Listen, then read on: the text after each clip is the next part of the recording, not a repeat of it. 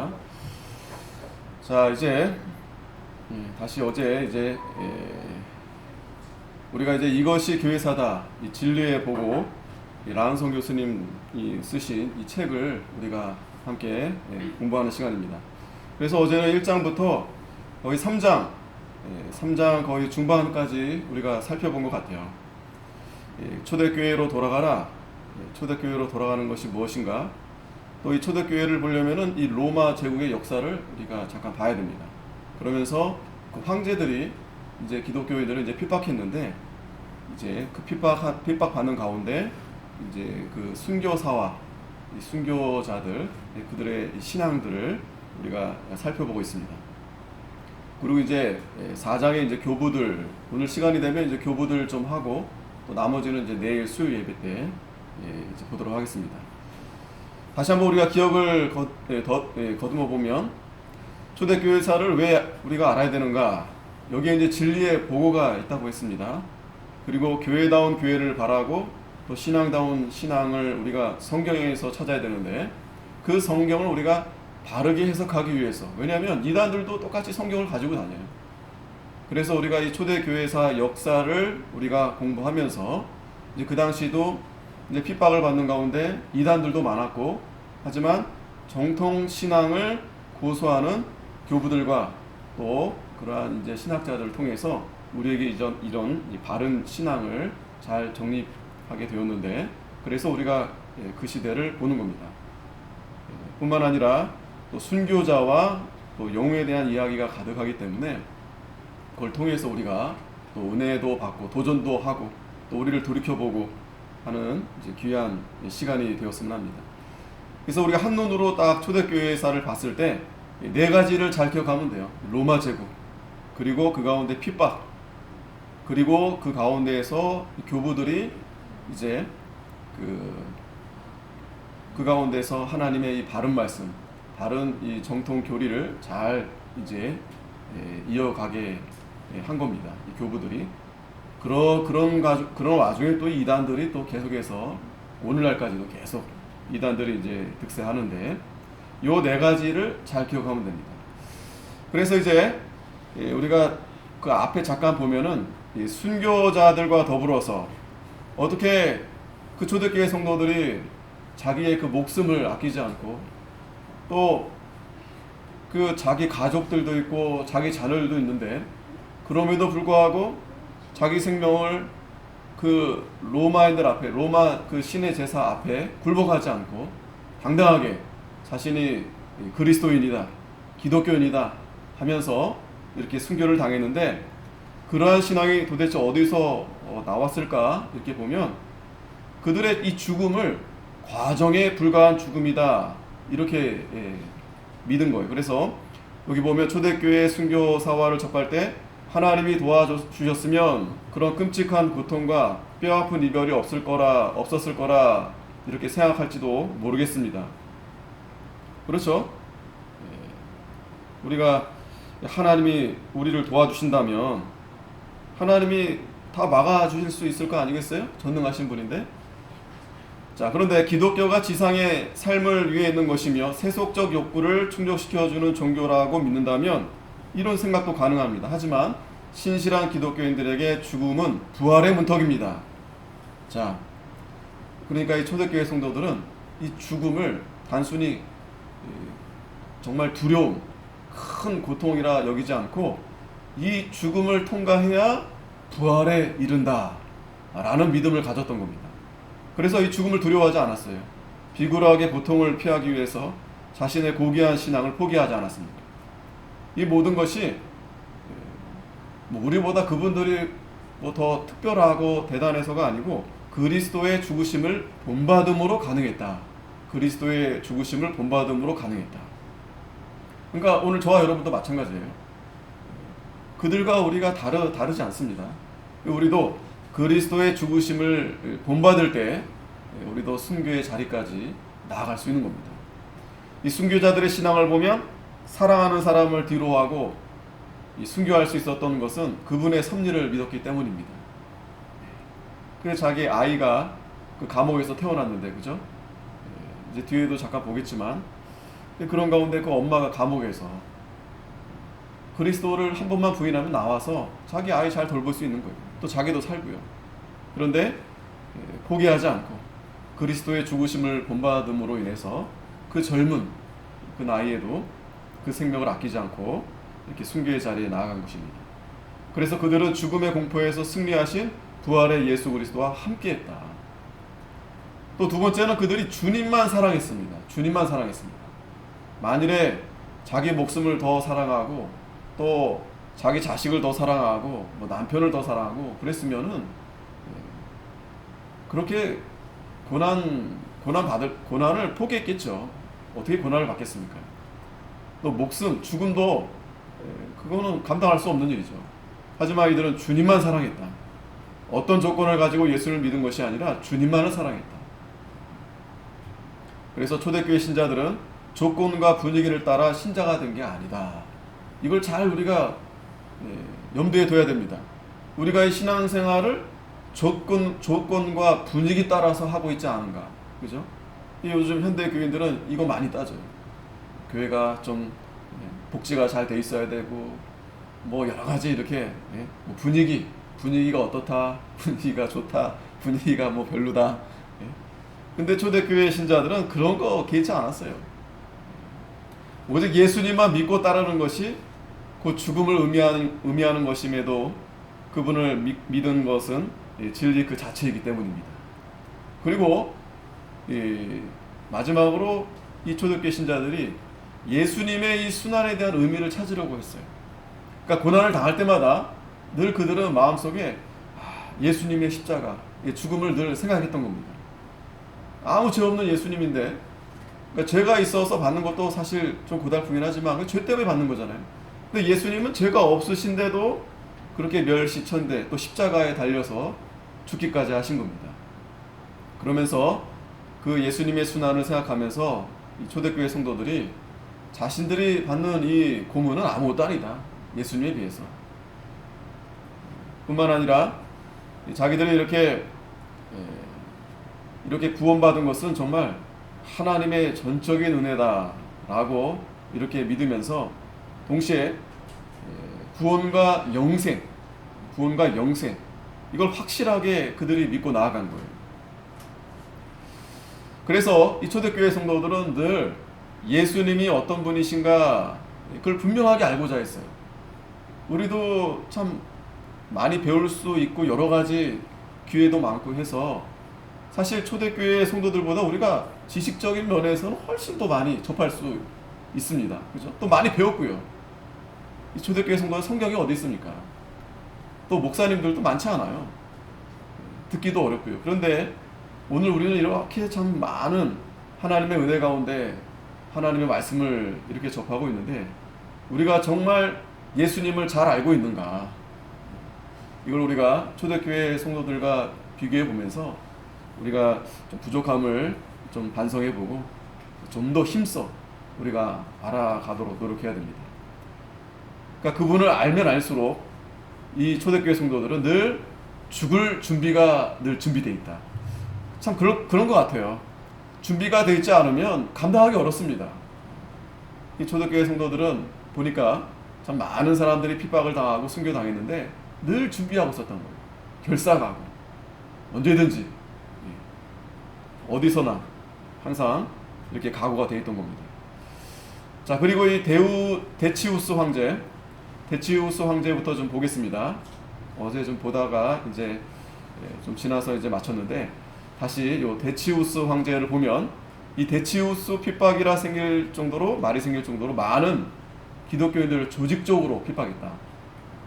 그러니까 이 황제가 거듭할수록 좀 더 이 핍박이 더 거세지는 거예요. 더 이렇게 넓어지고 확장되고. 그래서 이 데치우스는 기독교인들은 제국의 적이다 라고 선포하면서 로마 제국 전역에 이제 핍박을 시행했습니다. 그러면서 이제 이 증명서를 이제 발행했어요. 이게 어떤 증명서냐면 로마 신들에게 이제 제사 드리는 사람은 이 리벨루스라는 이 증명서를 줘서 여기에 이제 서명을 해주는 겁니다. 자, 이렇게 생겼어요. 여기 이제 누구누구는 어디에서 이렇게 제사를 드렸으며 또 신성한 예물을 맛보았으며 따라서 저는 저희들을 위해서 이 증서에 서명해 주실 것을 요청합니다. 그리고 그 밑에다가 이제 그 뭐 총독들 뭐 이렇게 황제 이름을 이렇게 딱 서명을 해주는 거예요. 그러니까 요 증서만 갖고 있으면은 이제 만약에 어떤 검문을 한다든지 또 핍박을 통해서 잡아들였을 때 요것만 보여주면은 이제 통과 패스되는 거예요. 자, 이 증명서 때문에 많은 이 배교자들이 이제 나타나게 됩니다. 왜냐면 이제 살려면 목숨이라도 유지하려면 이 증명서가 이제 필요하겠죠.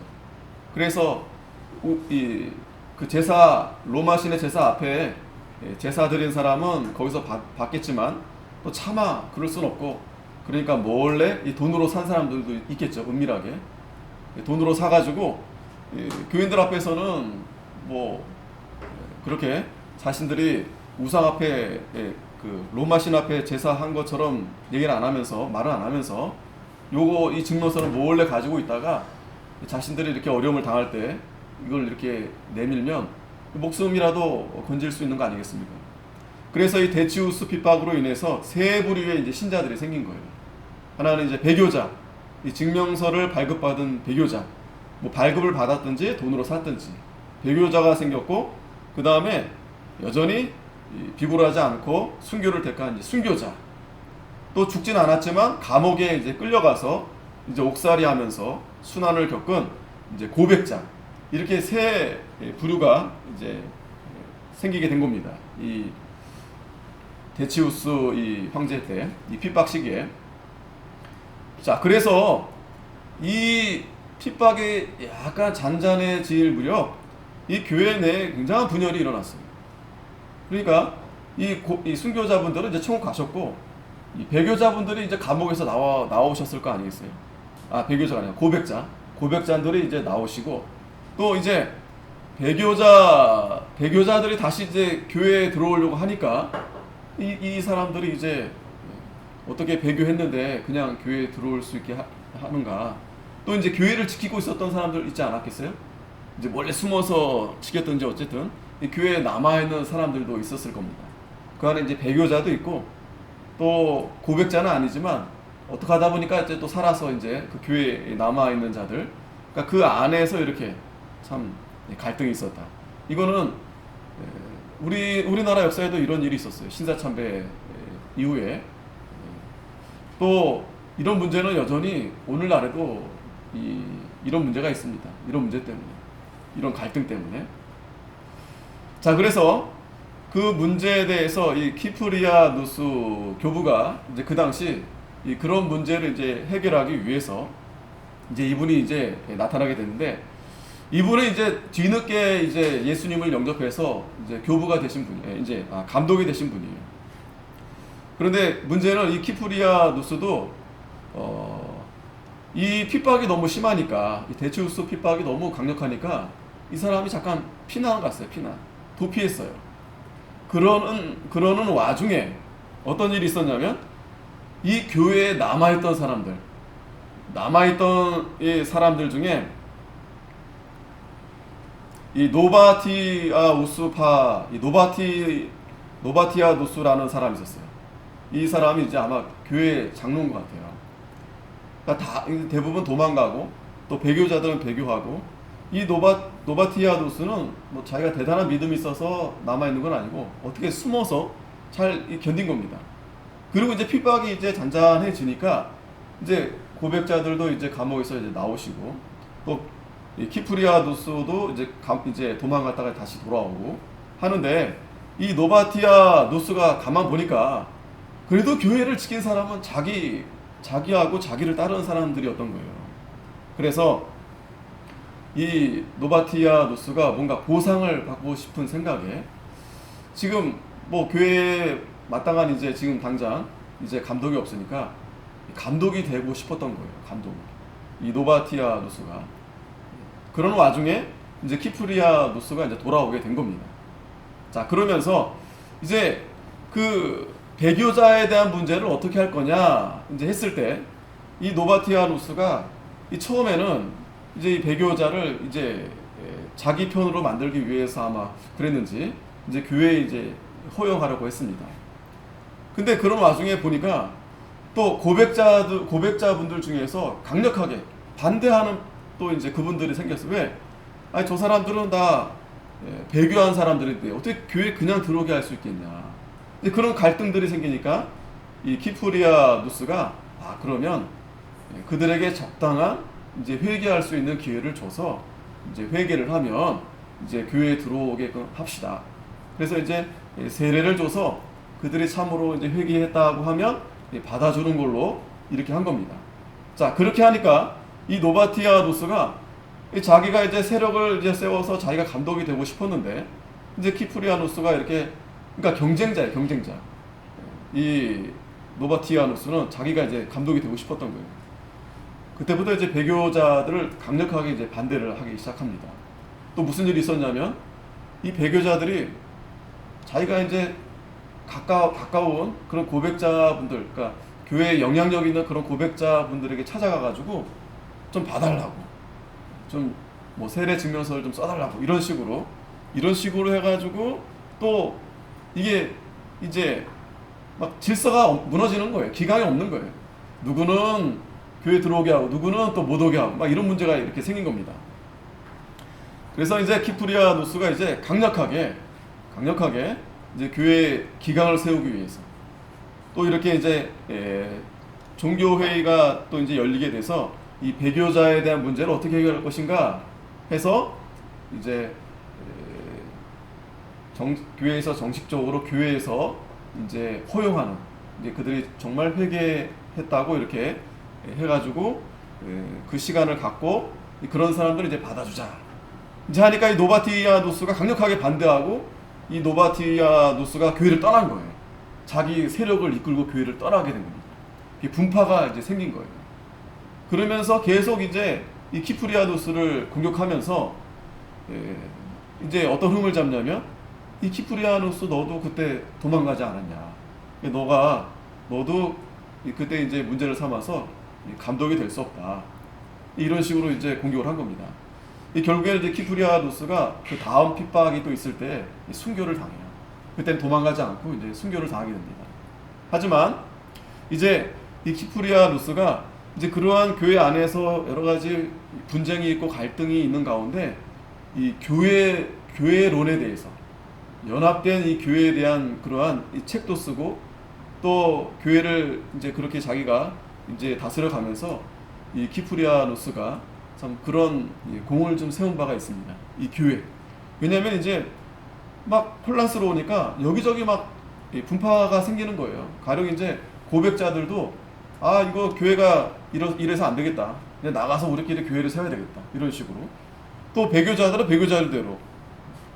자, 그때 이 키프리아누스는 안 된다. 교회 안에는 여러 가지 이제 문제도 있고 어려움이 있지만 그래도 이 교회는 하나님이 세우신 교회고 우리가 어떻게 해서든지 이 교회 안에서 잘 연합이 돼야 된다. 그러니까 이 키프리아누스는 어떤 전제로 그렇게 교회 연합을 강조했냐면 참된 교회를 전제로 그렇게 말씀한 거예요. 이게 그냥 아무 교회나 다 그렇게 무조건 교회는 분파되면 안 돼, 나눠지면 안 돼, 그렇게 적용을 하면 안 됩니다. 하지만 이 후에 이 키프리아누스 이 교회론을 이 카톨릭이 잘 이렇게 수용을 했어요. 지금도 카톨릭은 분파가 없잖아요. 하나잖아요, 하나. 하지만 우리 이 프로테스탄트 개혁주의 이 종교개혁 교회는 오해하시면 안 됩니다. 카톨릭에서 우리가 구교회에서 분리된 게 아니에요. 그 다 사람들이 잘 모르니까, 역사를 잘 모르니까 우리가 거기서 분리되어 온 건가? 아닙니다. 아까 제가 말씀드렸듯이 그 전제, 참된 교회라고 했을 때 그 참된 교회라는 전제에서 이제 분파가 되면 안 되는 거지, 우리는 참된 교회에서 분파가 된 게 아니에요. 이 로마 교회가 잘못됐기 때문에, 그건 교회가 아니라 거짓된 교회이기 때문에 우리는 그러니까 새로라기보다 원래 초대교회 때 있던 그런 정통을 우리가 다시 그 명맥을 이어서 우리가 종교개혁을 하고 이렇게 개혁주의 교회가 세워진 거지, 오해하시면 안 됩니다. 우리 뭐 큰형님은 카톨릭 교회고 천주교회고 우리는 동생격으로 이렇게 나온 것처럼 절대 오해하시면 안 됩니다. 자, 그건 참고로 하시면 되고. 자, 그래서 이어서 계속 이제 순교사와의 순교자분들을 살펴보는데, 자, 이 그림을 보면은 이분이 이제 아가타라는 여성이에요. 어떤 장면이냐면 가슴을 다 잘린 겁니다. 가슴. 그렇게 잔인하게 이제 고문을 이제 향한 건데, 자, 이 사람은 시칠리아의 카타니아 출신 이제 아가타인데 매우 부유한 집안에서 자랐다고 합니다. 그래서 기독교인이었고 또 신앙심이 아주 깊었고. 자, 그런데 왜 이 사람이 감옥에 들어가게 됐냐면 그 로마의 집정관 퀸티아누스가 청혼을 한 거예요. 그러니까 이 여인이 믿음도 좋은데 얼굴도 너무 이쁜 거예요. 그러니까 이 로마의 집정관 퀸티아누스가 이제 청혼을 했는데 당연히 이제 거절했겠죠. 저 사람은 믿음이 없으니까. 그러니까 이 사람이 이제 앙심을 품고 이 아가타가 기독교를 믿고 있다라는 사실을 알고 체포한 겁니다. 체포시킨 겁니다. 그래서 이 아가타는 당연히 자기 믿음을 저버리지 않고 이제 감옥에 들어가게 된 거죠. 그래서 이제 이렇게 잔인한 이 고문을 당한 거예요. 자, 그때 이 여인이 뭐라고 말했냐면 보면 여기 보면 그 고문을 당하면서 고통스러운 가운데서 이 잔인하고 무자비한 자들아, 너희는 어미의 젖을 먹고 자라지 않았느냐? 어떻게 일말의 부끄러움도 느끼지 못하느냐? 나는 어릴 때부터 영혼의 젖을 먹고 자랐는데 너희는 도대체 무엇을 먹고 자랐느냐? 지금 뭐 고문을 당하고 피 흘리고 가슴도 이렇게 잘리고 비몽사몽간 아니겠어요? 우리 같았으면 그러니까 아파가지고. 그런데 이 여인은 그냥 이렇게 당당하게 말하는 거예요. 용기 있게 말하는 거예요. 그러면서도 다시 감옥에 들어가서 이 고통 가운데 쓰러져 있지 않았겠어요? 근데 그때 이제 환상을 보게 된 겁니다. 한 노인이 이제 어린아이의 손을 잡고 감옥에 들어와서 하는 말이, 당신이 고통을 당할 때 주님이 같이 계셨다. 그러니까 이 여인이 환상 중에 이 음성을 듣고서는 정말 그렇습니까? 주님, 이 부족한 여인을 기억하고 계십니까? 주님이 이 부족한 여인을 기억하고 계십니까? 기억하시는 하나님, 우리의 모든 것을 아시는 하나님. 자, 그러면서 이 고통을 감내하고 거기서 이제 순교를 당한 거예요. 참 대단하죠. 자, 그 다음에 이제 이 발레니아누스 황제가 있습니다. 이 사람도 이제 그 다음 이제 황제가 됐는데 기독교를 박해하는 정책을 썼는데, 여기서 우리가 기억해야 될 것은 이 세 사람이 있어요. 로마 감독 식스토 2세, 이분이 이제 감옥에서 갇힌 거, 또 순교당한 거하고, 또 북아프리카의 카르타고 감독이었던 이 키프리아누스의 순교. 아까 그 키프리아누스 순교 제가 말씀했죠. 그 다음에 로마 교회 부제였던 로렌티우스의 순교. 이 부제는 뭐냐면 전도사라 생각하시면 됩니다. 그 이제 교회의 여러 가지 이제 잡일도 하면서 이제 사제의 뒤를 이제 돕는. 자, 먼저 이 로렌티우스의 순교를 보면 아까 말했듯이 이 사람은 로마 교회의 7명의 부제 중에 한 사람이, 그러니까 오늘날 말하는 전도사. 자, 아까 그 발레리아 누스가 이제 칙령을 내려가지고 로마 신들에게 드리는 로마의 관습적 제사에 모든 기독교인들은 참여하라 명령을 내린 거예요. 그리고 어떤 모임도 허용하지 않았습니다. 그러니까 모이면 다 그거 잡아가는 거예요. 모였다면 다 잡아가는 거예요. 이거 뭔가 좀 비슷하죠. 하여튼 모이지 못하게 하는 거예요. 뭐 4명만 모이면 괜찮다? 아니에요. 이제 여기 이때는 하여튼 모이면 못하게 하는 거예요. 가만히 이걸 보니까 이 당시 황제들이나 다 정치 이제 세력들이죠. 정치하는 사람들, 권력가들 다 비슷해요. 비슷합니다. 그 성향들이 좀 차이가 있긴 하지만, 그러니까 어느 정도 선한 정치 권력가가 있고 또 그렇지 않은 권력가가 있는데, 근데 대부분 이 권력을 잡고 권력을 통해서 나라를 다스리는 데 있어서 이런 생각들은 다 비슷한 것 같아요. 자, 그래서 이제 모임을 허용하지 않았는데 만약에 이것을 이행하지 않으면 추방하거나 사형을 시키겠다. 이때 이 로마 감독 시스토 2세, 이분이 이제 감독직을 하고 있었는데 당연히 이제 이분이 이 로마 신들을 위한 제사에 참여하지 않았어요. 그러니까 이제 화가 난 거죠. 이 황제가 이걸 듣고서는 이 발렐리아누스가 화가 나가지고 모든 감독과 장로와 집사를 다 죽여라, 이 명령을 내린 겁니다. 자, 이때 하는 수 없이 이 기독교인들이 어디에 피신해서 예배를 드렸냐면 카타콤. 제가 어제 사진도 보여드리고 또 동영상도 보여드렸지만 이 카타콤 가가지고 예배를 드린 겁니다.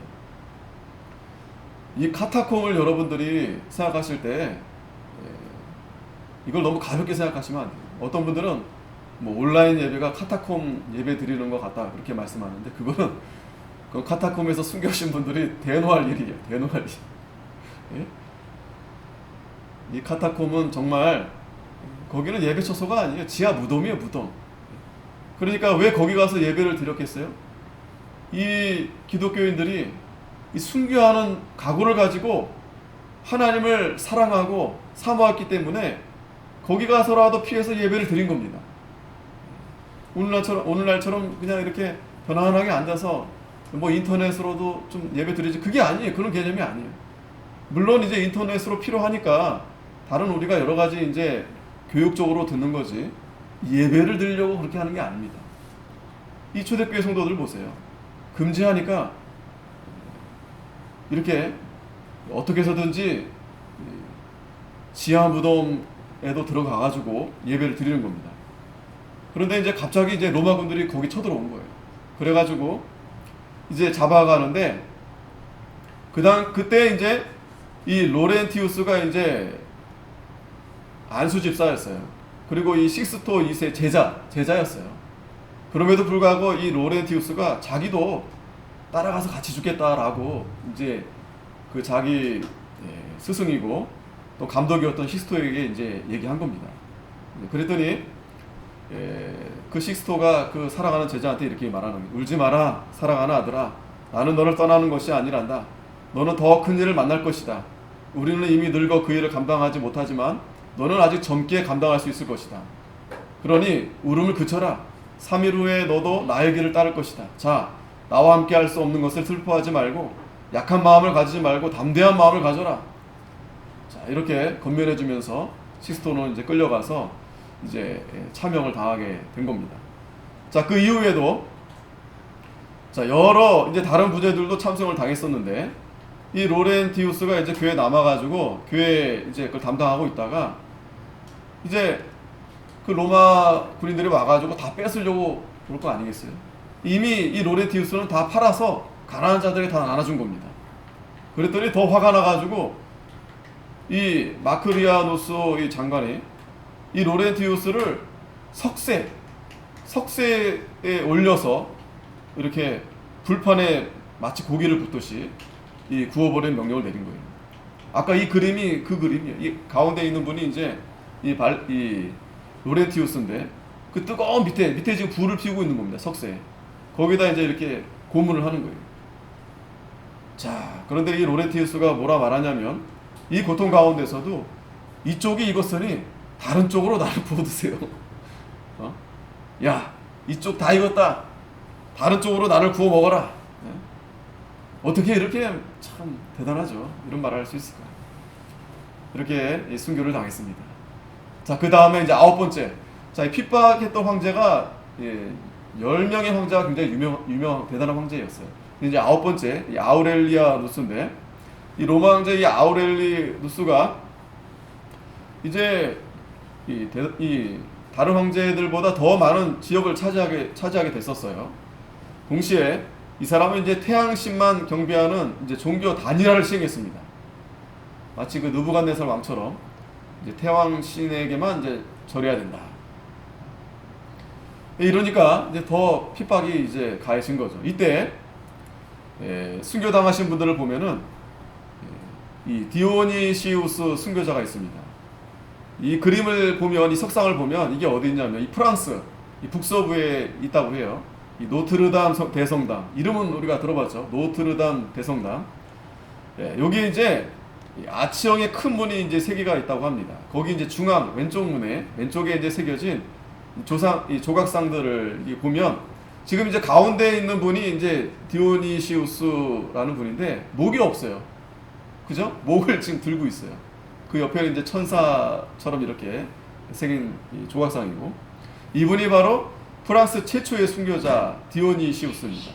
이분이 이제 프랑스 이 고을 지방의 이제 감독이었는데, 그 데치오스 시기에 이제 그 앞에 이제 황제 시기 때 이 핍박으로 인해서 그 지역이 뭐 다 전멸이 됐어요. 그러니까 이분이 이제 그 뒤에 와가지고 거기를 이제 재건하려고 힘쓰는데, 아까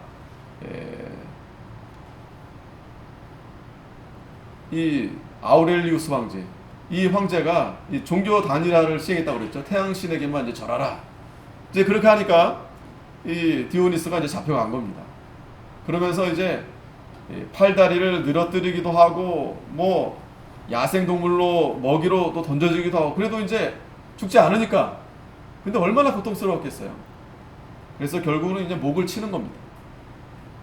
목을 쳐가지고 이제 죽게 한 겁니다. 그래서 이제 이렇게 그 기념으로 해서 이 조각상을 이렇게 묘사한 겁니다. 자, 이제 마지막 이제 이 디오클레티아누스 황제, 마지막이다 보니까 이제 더 극도로 이제 핍박이 더 이제 극에 달한 거죠. 자, 그리고 이 로마 제국은 다시 로마 신들을 부활시키려는 이 종교 정책을 시행했습니다. 자, 항상 이 로마 신들을 이 부활시키려는 이유는 이 나라가 이제 혼잡하고 이제 분란이 일어나니까 이거를 이제 하나로 이제 세우기 위해서. 근데 로마가 너무 넓은 지역을 차지하다 보니까 이 황제 혼자서 이거를 감당이 안 되는 거예요. 그래서 이제 사두 정치를 이제 시도합니다. 사두 정치. 이제 뒤에 설명하겠지만, 그러면서 이제 대핍박. 이 당시가 진짜 그러니까 최고의 가장 많은 핍박이 이제 이루어진 시기가 된 거예요. 이 디오클레티아누스의 핍박이라고도 하는데, 이 사람이 이제 정치적 안정을 위해서 이제 사두 정치를 이제 시작합니다. 이 사두 정치를 하면서 또 핍박도 대핍박.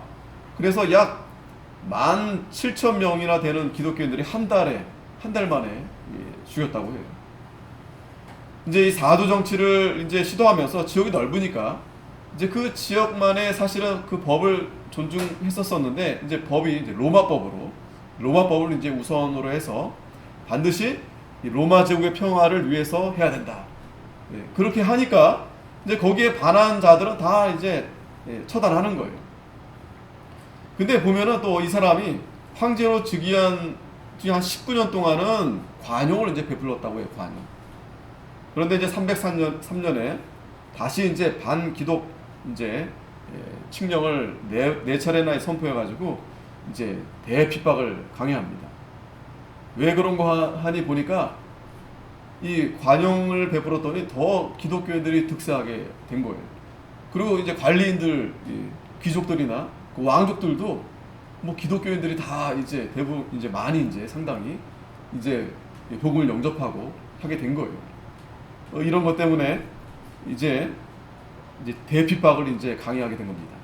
자, 아까 사두 정치, 이 사두 정치가 어떤 것이냐? 아까 말했지만 이 로마 제국을 이제 넷으로 구분해가지고 이제 다스리게 한 겁니다. 그래서 이제 네 차례 이제 칙령을 이제 내린 겁니다. 이걸 이제 사두 정치에서 네 차례 이제 칙령을 내리는데, 아까 말씀드렸듯이 이렇게 하는 이유는 이 핍박이 계속 되는데도 기독교가 지속적으로 성장했고, 또 소수의 기독교인들이 로마 제국 내에서 아주 중요한 역할을 담당하고 있습니다. 아까 이 순교자들을 더러 몇 명 봤지만 뭐 부유한 그런 여성, 귀족들, 이런 분들을 더러 우리가 볼 수 있어요. 또 그 사람들이 매우 중요한 역할을 또 담당하고 있고, 또 이렇게 되니까 황제가 위기를 느껴서 대핍박을 이제 시작하게 된 겁니다. 또 이 디오클레티아누스 이 모친이 또 되게 싫어해요, 기독교인들을. 이제 이방신을 섬기니까. 뿐만 아니라 자기 신복, 이 황제의 신복 중에서 이 카이사르 갈레리우스라는 사람이 있는데, 이 사람이 이제 니코메디아 주도난 이 기독교 장군들과 공직자들이 이교의 이 신들에게 희상제를 드리기를 거부하는 거예요. 이런 일들이 막 빈번하게 일어나는 거예요. 그렇게 되니까 안 되겠다. 이 디오클레티아누스가 본격적으로 이제 기독교인들을 이제 철퇴하는 겁니다. 자신의 아내와 딸도 또 측근들도 기독교임에도 불구하고 이거 얘들 때문에 이게 좋지 않은 일이 생기는구나, 그런 이제 말도 안 되는 이유를 들어가지고 대핍박의 명령을 이제 시행하는 겁니다. 자, 이 네 번의 칙령 낼 때 이제 핍박을 보면 1차 칙령은 304년 2월 24일에 내렸는데 기독교인을 다 죽이도록 했어요. 그리고 성경책 또 예식서 다 압수하고 또 예배를 위한 모든 모임 다 금지하고 집회 금지하고 또 기독교인들을 자유롭게 다니지 못하게 하고 또 기독교인들이 갖고 있는 공직을 다 박탈시키고 이를 어기면 추방하거나 참수형에 처하도록 했습니다. 뭐 이 정도는 아니지만 뭐 엊그제 오늘도 마찬가지지만은 이 광화문에 가보면 아주 사람들 다 다니지 못하게 그렇게 만들었어요. 누구를 겨냥한 거예요? 물론 이제 그분이 이제 그렇게 해서라도 이제 시위를 해가지고 참 나라를 살리겠다는 마음으로 이제 하는데 어찌됐든 보면 참 이렇게 자기네들 그 민주노총 데모할 때는 뭐 마음 놓고 하게끔 그냥 말로만 자 하지 마세요 하지 마라 해놓고 우리 기독교인들이 뭐 데모도 아니에요. 그냥 걸어가면서 그냥 이렇게 시위한다고 했는데도 뭐 끌고 가고 끌려가고 뭐 경찰들이 서서 막고 난리가 아닙니다. 뭐 이 정도는 아니지만 어찌됐든 참 이 세상의 권력은 어둠의 세력에 있는 이런 자들은 같습니다. 사탄의 세력이 그걸 이용하는 겁니다. 자, 2차 칙령. 자, 그해 여름에 이제 내려졌는데 이때 공교롭게 이제 화재가 났다고 해요. 그러니까 이제 무슨 일만 생기면은 그거를 다 이 교회 때문에 이렇게 됐다. 기독교 때문에 이렇게 됐다. 교인들 때문에 이렇게 됐다. 그러니까 사도 바울 당시에도요. 그 당시 이제 뭐 바리새인들이나 유대인들이나 어떻게 바라봤냐면 기독교인들을 연병으로 이 바울이 연병을 퍼뜨리고 있다. 그렇게 이제 공격을 했었어요. 똑같습니다. 자, 그래서 수많은 이 지도자들 검거하고 또 자신의 아내와 딸까지도 이제 죽이게 되었습니다. 성경을 다 빼앗아서 불태웠는데 이걸 빼앗기지 않으려고 또 희생당하고 또 순교당하는 사람들도 있었다고 합니다. 자, 3차 칙령은 그해 또 이제 11월에 내려졌는데 희생제를 거부하는 자들을 전부 잡아들여라. 이제 이런 명령을 내렸습니다. 희생제를 드리면 석방시키고 거부하면 이제 몰매를 가하고 때려 죽였습니다. 4차 칙령 그 다음에 봄에 이제 내려졌는데 기독교인은 무조건 잡아들이는 거예요. 이때는 이제 뭐 무조건 그래가지고 이 야생 사자들에게 다 뜯어 먹히게 하고 경기장에 풀어 놓아가지고 얼마나 사람이 많은지 얘네들이 질렸어요. 이 사자들이 너무 많으니까 그 정도로 많은 기독교인들을 이렇게 잡아서 이제 순교 자리에 그렇게 한 겁니다. 순교하게 한 겁니다. 온 나라가 이 기독교인이라면 무조건 죽인 거예요. 그러니까 이 당시에 참 이 순교에 대한 기록이 가장 많이 남아있을 정도로 정말 헤아릴 수 없을 정도의 희생이 있었다고 합니다. 그 가운데 몇 가지 보면 이 세바스티아노스의 순교, 이 파리 루브르 박물관에 요 그림이 이제 있다고 합니다. 요거 자세히 보면은 이 사람이 저 활에 이렇게 이 사람을 죽이려고 이렇게 활을 쏴서 이제 매달아 놓고 이제 한 건데 이 사람은 누구냐면 황제의 총애를 받고 있는 사람이에요.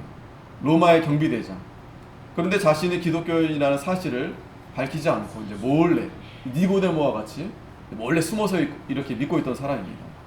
그런데 이제 누군가 이 사람을 밀고 한 거예요. 몰래 이제 기독교인을 격려해주고 또 이렇게 도와주고 숨겨주기도 하고 이렇게 했는데 286년에 대핍박이 이제 거세지니까 이 사람을 밀고 한 겁니다. 이 세바스티아노스가 기독교인이다. 그래서 이제 자기가 총애했었는데 등잔 밑이 어둡다고.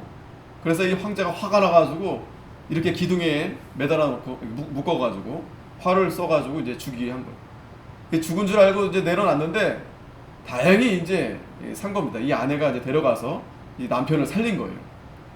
그래가지고 이제 이 세바스티아노스가 이제 회복이 좀 돼 가는데 그 마음은 그 황제에게 가서 이렇게 당신이 핍박을 하면은 이제 결국 이제 망하게 된다. 아마 이제 사랑하는 마음으로 했었던 것 같아요. 그래서 또 이제 기독교인들을 사랑하는 마음으로 그래가지고 이 황제가 나타나는 그곳에 가가지고 더 이상 이제 무고한 기독교인들을 핍박하는 행위를 멈추라고 아주 큰 소리로 경고했다고 해요. 큰 소리로. 담대하게. 뭐 한 번 죽을 뻔했는데 살아났으니까 뭐 죽음이 뭐 두렵겠어요. 그랬더니 이 황제가 깜짝 놀랐죠. 아니 분명히 그때 죽은 줄로 알았는데. 그러고 나서 몽댕이로 때려 죽이라고 명해서 결국에 이 세바스티아누스가 이제 맞고서는 이제 벌어졌는데 결국 이제 돌아가신 겁니다. 그래서 그 루치나라라는 여인이 그 버려진 그 시신을 이 카타콤에 이제 안치했다고 해요.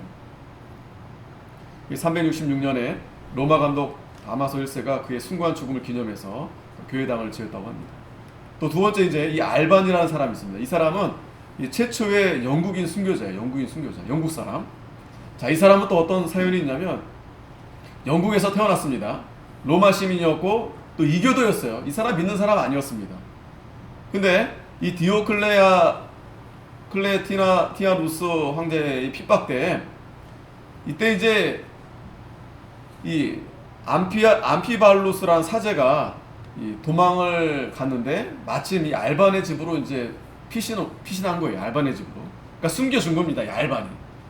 막 도망가 살려달라고 하니까 이 알반이 모두 모르고 이제 이 사람은 이제 숨겨준 거예요. 알반이 좀 착했던 것 같아요. 그죠? 근데 이제 거기서 숨겨주면서 이 암피발라스하고 이제 그 사람을 통해서 이 알반이 이제 배우게 되고 또 믿게 된 거예요. 보니까 이 암피발루스가 이렇게 도망 다닐 만큼 죄질 만한 사람이 아니고 오히려 더 참 경건하고 겸손하고 그리고 또 그를 통해서 이제 복음을 듣고 이 알반이 이제 기독교를 개종하게 된 겁니다. 세례도 받고 그리고 이제 이 사람을 이제 스승으로 모시고 이제 공경한 거예요. 근데 이제 며칠 지나서 이제 로마 군인에 의해서 이제 발각이 됐죠. 이 암피발루스가 알반의 집에 숨었다라는 사실을 알고 이제 쳐들어왔는데 문제는 이제 알반이 이 암피발루스가 죽게 되면 이 훌륭한 스승 하나가 없어지는 거 아니겠어요? 그래서 자기가 이 사제 옷을 입고 자기가 그 스승의 옷을 입고 자기가 대신 잡혀간 거예요. 이 사람들은 이제 얼굴을 잘 모를 거니까 이게 뭐 사제 옷만 보고 잡아갈 거 아니겠어요? 그래서 이제 이 알반이 대신 자기가 잡혀간 겁니다.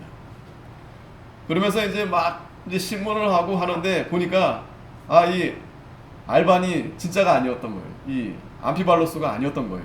알게 됐던 거예요. 하지만 이 알반은 그런 가운데서도 아주 담대하게 그 재판관 앞에서 자신이 기독교인이다 뿐만 아니고 로마 신들 이생제들을 거부했던 겁니다. 그래서 알반이 참수를 당한 거예요. 암피발루스 대신 이 알반이 참수를 당한 겁니다. 자, 이때 죽을 때 보면 많은 사람들이 이제 모여 있었는데 알반이 이제 하늘을 바라보면서 무릎을 꿇고 기도를 했다고 합니다. 그러니까 강의 물이 말라버린 일이 일어났대요. 또 그런 현상이 일어났대요. 이 광경을 본 그 집행관이 형장으로 내려와가지고 이 알반 앞에서 무릎을 꿇으면서 자기도 죽겠다고, 자기도 순교하겠다고. 갑자기 이상한 일이 벌어진 거죠. 하지만 이 집행관이 결국에는 다른 집행관이 이제 칼을 뽑아가지고 이 알반을 이제 참석시키게 된 겁니다. 자, 보면은 어떻게 이 알반이 이렇게 변화가 됐을까? 물론 하나님의 전적인 은혜고 역사인데 이 암피발루스 사제가 굉장히 착한 거예요. 사제 너무 착한 거예요. 이 사람은 이 세상에 어느 사람 비교해도 볼 수 없을 만큼 겸손하고 참 경건한 사람인 거예요. 이걸 본 겁니다. 이 알반이. 왜냐하면 그 당시 로마인들은 뭐 자기들이 뭐 지혜 있는 척, 배운 척, 또 얼마나 많은 걸 가지고 있는 사람들 아니겠어요? 지위도 있고. 하지만 뭐 아주 그냥 자기 마음대로 사는 거예요. 음란하고 뭐 죄란 죄는 다 짓고. 그런데 이 암피발루스라는 사람을 보니까 이분은 너무나 참 겸손하고 경건하고. 그래서 그의 행실을 보고 감동을 받아서 이 알반이 이 기독교를 믿게 된 거예요. 이 착하다라는 의미가 어떤 것이냐면 그냥 세상적으로 그냥 좀 뭔가 남을 도와주고 그래서 뭐 거짓말 안 하고 뭐 그 정도를 말하는 게 아닙니다. 이 성경에서 말하는 이 착하다라는 것은 빛의 아들들이 갖는 특성 중에 하나, 이 빛을 발하는 거예요. 선한 어떤 영향력을 이렇게 발하는 겁니다. 어두운 삶이 아니라 이 빛의 삶. 그러니까 그 당시 모든 세상 사람들은 어둠에 사는 거예요. 죄 지으면서. 죄가 죄인 줄 모르고. 근데 이 그리스도인들은 이 빛의 삶, 하나님의 영광을 위하는 삶, 끊임없이 성화, 끊임없이 경건하게 살려고 하고, 중요한 것은 이 구원의 확신이 분명하고, 구원의 확신, 이 세상에 미련이 있는 것이 아니라 하나님 앞에 소망이 있고 끝까지 이렇게 붙잡고 나아갈 때 이런 빛의 아들로서 이런 선한 그러한 영향력을 이렇게 보게 하는 겁니다. 자, 이제 핍박을 이제 마무리하면서, 이야기를 마무리하면서, 뭐 더 많지만 다 볼 수는 없고요. 중요한 몇몇 분들을 이렇게 살펴볼 때, 자, 여기 보면 1세기부터 4세기까지 이 로마 제국의 역사는 이 기독교인들에 대한 이 핍박의 역사다라고 해도 과언이 아닙니다. 결국 이제 5세기에 이르러서 이 로마가 결국 망하게 돼요. 결국 망하게 됩니다. 이 로마가. 자기들은 이제 전혀 로마는 하루아침에 세워지지 않는 나라다, 이렇게 뭐 승승장구했는데 결국은 파멸에 이르게 되는 거예요. 근데 놀라운 것은 그러한 가운데 그 중심에 바로 이 기독교인들이 있었다라는 거예요. 오히려 더 기독교의 역사는 더 불타고 있었다. 더 타오르고 있었다. 자, 우리가 한 가지 더 알아야 될 것은 왜 핍박을 했을까? 보니까 이유가 없어요. 이 네로부터 디오클레티아누스까지 보면 이유가 없습니다. 그러니까 여러분, 오늘날에도 앞으로도 그렇지만 우리가 이걸 잘 기억해야 돼요. 기독교인들이 우리가 왜 핍박을 받게 되면 이유가 없어요. 그냥 기독교인이기 때문에. 그러니까 이 사탄의 역사는 끊임없이 하나님을 대적하고 하나님 믿는 자들을 방해하는 겁니다. 괘씸죄예요. 자기네들 말 안 듣는다고 괘씸죄. 그러니까 이 정부가 하는 거 보세요. 이게 우리가 오해하면 안 됩니다. 우리가 뭐 우파, 우익이라 하는데 그거는 잘못된 표현이에요. 그거는 폭력으로 선동한 그러한 이 운동을 말하는 겁니다. 우리는 폭력으로 선동하지 않아요. 전혀 그렇지 않습니다. 그럴 만한 사람도 없고요. 그런데 그렇게 몰아가는 거예요. 왜? 괘씸하니까. 자기네들 말 안 듣는다고 괘씸하니까.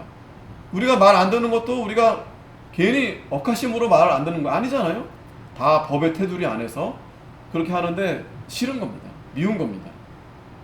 또 두 번째 이유는 독특한 예식. 왜냐면 그 당시에 이제 예배를 드리면서 성찬식을 매번 했거든요. 그러니까 예배 후에는 항상 성찬식. 그러니까 포도주와 떡으로 이렇게 나누는데, 그때 이제 고백하잖아요. 예수님의 살과 피를 먹는다. 그러니까 모르는 사람들이 야, 살과 피를 먹어? 얘네들이 무슨 식인종인가 보다. 그러니까 그걸 잘 모르니까. 그러면서 야, 쟤네들은 이상한 애들이다. 식인종 아주 이상한 집단이다라고 하면서 이렇게 배척한 겁니다. 자, 진정한 순교 정신이 무엇인가? 우리가 지금 이제 이 핍박이라는 그런 여러 가지 이야기를 통해서 볼 때 이 순교가 그리스도어로 이제 마르투스라고 합니다. 마르투스. 증거예요, 증거. 이 증거입니다. 그래서 이 기독교, 즉 그리스도를 변증하고 증거하다가 그것으로 인해 죽임을 당하는 것이 바로 이제 그런 분들이 이제 순교를 당한 것입니다. 자, 그런데 또 일부에서는 보내지도 않았는데 임의대로 자기가 죽는 일을 당했을 때 나도 순교했다 이렇게 표현하는 일들이 있는데 이건 잘못된 거예요. 이 진정한 순교. 예전에 어떤 그림을 봤는데요. 그 5.18 강주 항쟁 때 버스에서 이렇게 막 우통 벗고, 그래서 궁금했던 거예요. 야, 저 사람은 얼마나 대단한 투사길래 저기 버스에 올라가서 저렇게 그냥 막 죽기를 각오하고 저렇게 했을까. 그래가지고 제가 예전에 그걸 들은 적이 있는데 그 사람을 찾은 거예요. 그 사진에 있는 그 사람을 찾은 거예요. 그래서 물어봤어요. 당신이 도대체 어떤 마음으로 그렇게 했는가 했더니 이 사람은 뭐 그냥 평범한 사람이에요. 그냥 자기도 모르게 그 군중 심리에 거기 휩쓸려가지고 그냥 자기도 모르게 그냥 그렇게 멋있게 보이고 싶어서 그렇게 한 거예요. 나름대로 자기가 평소에 그렇게 사는 사람도 아닌데 뭐 민주화 뭐 투사 뭐 그것도 아닌데 그냥 거기에 있다가 휩쓸려가지고 그냥 자기 감정에 그냥 와 이렇게 한 거예요. 그러니까 이 초대교회 시대 때에도 많은 사람이 순교하니까 이런 좀 그런 순교자들도 덜어 있었어요. 그러니까 순교자들이라기보다 이런 사람들도 덜어 있었어요. 차라리 그냥 죽자. 예? 믿음으로 죽은 게 아니고 어차피 뭐 나라도 이 모양이고 저 모양 하니까 그냥 차라리 나도 죽어야 되겠다. 이거는 좀 그릇된 표현이다. 그래서 이 순교라는 말은 참 고귀한데 우리도 이 순교를 아무데나 이렇게 쓰면 안 됩니다. 뭐 봉사하다가 순교하는 마음으로 봉사해야 되겠다. 뭐 전도하다가 순교하는 마음으로 전도해야 되겠다. 우리가 좀 그렇게 힘쓰라는 마음으로 사용하지만 이걸 우리가 좀 진중하게 사용할 필요가 있습니다. 왜냐하면 이 핍박의 시기 때 진짜 순교당한 분들 그분들에게 참 합당한 그런 이 순교인데, 그리고 순교는 우리가 잘 알듯이 아무나 순교될 수 없어요. 순교의 자리가 다 있습니다. 그러나 우리는 알 수 없으니까 우리도 그 자리에 참 가면 참 영광의 자리가 되는 거죠. 자, 그래서 이제 마지막을 보면 그럼 우리는 어떻게 해야 진정한 순교 그런 정신을 가지고 사는 건가? 자, 이 세상에서 신자로서 살아가기 힘들 때, 자, 조용히 교회에 나와 마음의 힘든 짐을 다 내려놓고 눈물로 기도하는 중에 은밀하게 계시는 주님의 위로를 받아 다시 눈물을 닦고 일어서야 합니다. 그러니까 순수하게 묵묵히 그리스도인들의 정체성을 가지고 살아가는 거예요. 빛과 소금의 역할로서 살아가는 거예요. 그게 바로 순교의 정신을 이어가는 겁니다. 물론 대단한 이 순교자들처럼 하는 것도 뭐 중요한 일이겠지만, 그러나 우리는 그 전에 준비를 해야 됩니다. 묵묵히 우리가 살아가는 가운데 그리스도인의 정체성을 가지고 이 시대의 빛과 소금의 역할로 살아가는 거예요. 아니, 가정에서도 잘 하지 못하는데 더 나아가 밖에서도 못하는 사람이 어떻게 그냥 마음만 먹고 내가 숨겨야겠다 할 수 있겠습니까? 가장 가까운 데서, 가정 안에서, 부부 안에서, 이런 가운데서 우리가 이 연합으로 사랑으로 그런 잘 이루어서 또 그런 가정을 세우는 것도 그런 정신에 다 들어가 있는 거예요. 우리 자녀들도 잘 이렇게 키우는 것도. 자, 이 세상에서 주님의 말씀을 따라 바르게 살아가는 것이 바로 순교의 길을 걷는 것과 유사하다. 자, 해서 이제 대망의 3장까지 이제 마치게 됩니다. 이 4장에 이제 잠깐 여기까지만 보고 이제 마칠게요. 이 앞에만 소개만 하고 내일 이제 말씀을 드리겠지만, 이제 정말 중요한 건 이 4장이에요. 4장. 이 교부들, 이 믿음의 조상들, 이분들이 이제 핍박의 시기를 지나면서 많은 이제 서신들과 또 교리들을 이제 정립했는데, 여기 보면 이제 교부들이 무엇인가? 아까 그 1세기에서 6세기를 걸쳐서 기독교 신학과 신앙의 주춧돌을 놓은 이 교회 지도자들을 이제 교부라고 하는 겁니다. 후대 이 신학자들이 이제 명칭을 붙인 거예요. 그 당시 이제 교부 부른 게 아니라 이제 나중에 이제 신학자들이 이분들은 이제 교부라고 이제 칭한 겁니다. 그래서 이제 교부들, father, 이 교부들은 크게 이제 세 부분으로 나누는데, 이제 1세기에서 2세기까지, 그러니까 초창기죠. 그러니까 이분들은 예수님의 제자들의 제자예요. 제자들의 제자. 그러니까 그 제자들의 제자들은 예수님도 그 당시 이제 같이 있었었고, 또 제자들과 함께 있었던 이분들을 바로 이제 속사도라 이렇게 부르는 겁니다. 속사도. 그리고 사도적 교부다. 두 번째는 이제 그 다음에 2세기, 3세기까지 이제 변증가. 이때 이제 이 변증가 가운데에는 이방인들도 많이 있었어요. 이방인들도 많이 있었고 또 기독교인들도 있었지만, 이분들은 이제 철학 공부하시는 분들이 상당히 많습니다. 그래서 이분들이 이제 기독교를 변증하는 거예요. 그러니까 핍박을 받는 그 기독교인들을 이분들이 이제 변증해 주는 거예요. 또 그 당시 또 이단들도 많았거든요. 그래서 이제 이분들은 이제 변증가다, 교부인데 이제 변증가다 부르고, 또 이제 그 다음에 이제 후기 니케아 교부 4세기에서 이제 5세기인데, 이 당시는 이제 그러니까 니케아 범종교 회의 전후로 나눠지는데, 이 후로는 이제 교회가 좀 탄압이 이제 좀 줄어듭니다. 거의 이제 안정된 그런 시대라 볼 수 있어요. 이 니케아 종교 회의를 통해서. 그래서 이제는 이 교부들이 핍박은 많지 않고 거의 없어지고, 이제 목회자로서 이제 교회를 이제 세워 나아가게 됩니다. 우리가 잘 아는 어거스틴. 이 어거스틴이 이제 여러분이 계시는데 아주 우리 교회 기독교의 아버지라 부르는 이 어거스틴이 이제 이 당시에 이제 나타나게 되시는데 내일 이제 마지막 이제 이 공부를 하도록 하겠습니다. 기도하겠습니다. 하나님 아버지 은혜 감사합니다. 이 시간에도 짧은 시간나마 우리가 이 초대교회 이 핍박 이 시간 긴 시간 여정에 참 몇몇 이 순교당하신 분들 우리 순교사와 이야기를 통해서 아버지 하나님 오늘 저희들이 얼마나 하나님의 은혜로 이렇게 살고 있는지 또 우리가 그런 가운데 믿음을 잘 지키고 있는지 돌아보게 하여 주시고 무엇보다도 우리가 이들의 이 순교 정신을 잘 이어받아서 우리가 처한 이 상황에서 우리가 그리스도인임을 우리가 잊어버리지 말고 우리가 하나님 말씀을 잘 순종하면서 가정을 잘 지키고 우리 자녀들을 잘 양육하고 또 믿음을 잘 지켜서 하나님을 기쁘시게 해드리는 저희들이 될 수 있도록 은혜 베풀어 주시옵소서. 예수님의 이름으로 기도하옵나이다. 아멘. 자, 마치겠습니다.